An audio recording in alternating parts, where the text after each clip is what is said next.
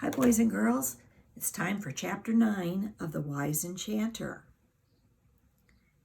In the sunlit morning, the children saw that they had indeed slept at the very edge of the forest, and that they were in fact on the other side of the island, for the sea lay ahead again.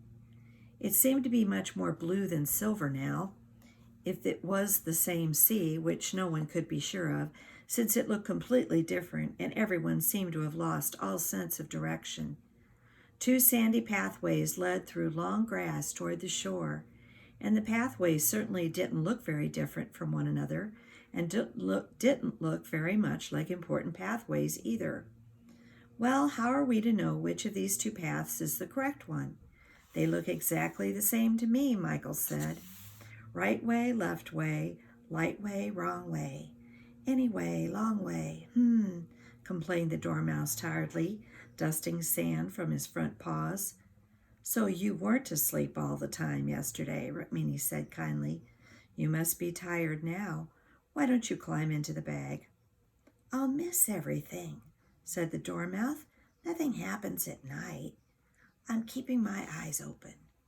It feels right to go right, Rukmini said. Hands up those who think we should go right, said Michael. Three friends raised their hands. The dormouse blinked sleepily in the sunlight. Okay, we agree then. Is that a paw in the air? Nope, said the dormouse. I'm scratching my head. I still think left. Sorry, looks like you're outvoted, Sifo said. Looks like we're going right. Whatever you say, yawned the dormouse.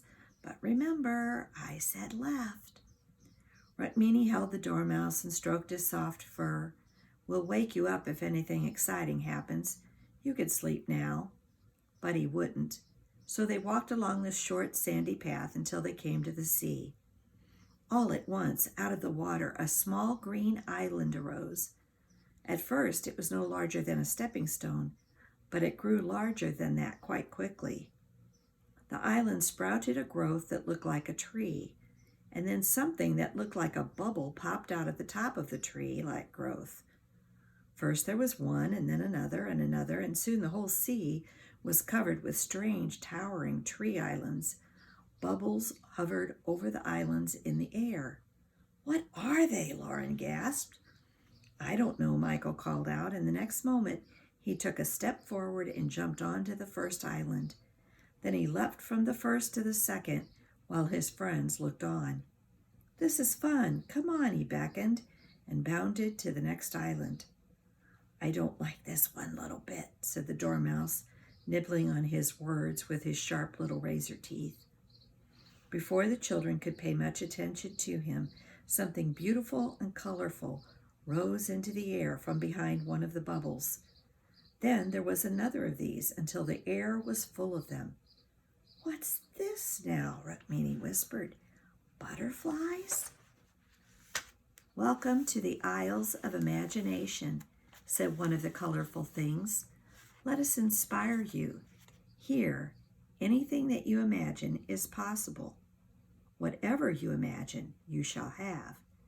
Your capacities here are infinitely interesting. All you need is an inkling of a wish, and it shall be done. You may go wherever you imagine, traveling at the speed of thought. Imagine. Start with a place, anywhere. Imagine where you'd like to be. Just say, I, and it's yours. I could just imagine that we're away from the island that we've just been on, said Rukmini, that there are no islands anywhere in sight. I wish to be on solid, dry ground. Think, sniffed the dormouse. You might be missing something. A sort of look before you leap type of thing. Think. Look at the isles. Do you notice anything? Huh? No, not the flying things. We've all seen and heard them. He scrambled out of Rukmini's arms. You could be missing something. A symbol, maybe? He said. I knew there was a reason I didn't go to sleep. Get the magic book, quick. Rukmini scrambled around in one of the bags and found it, pulling it out. Now, just draw what's in front of you, the dormouse said. His whiskers tickled Rukmini's fingers. That's good. Michael's standing on an island, and all the isles of imagination behind him. Good, good. Aha.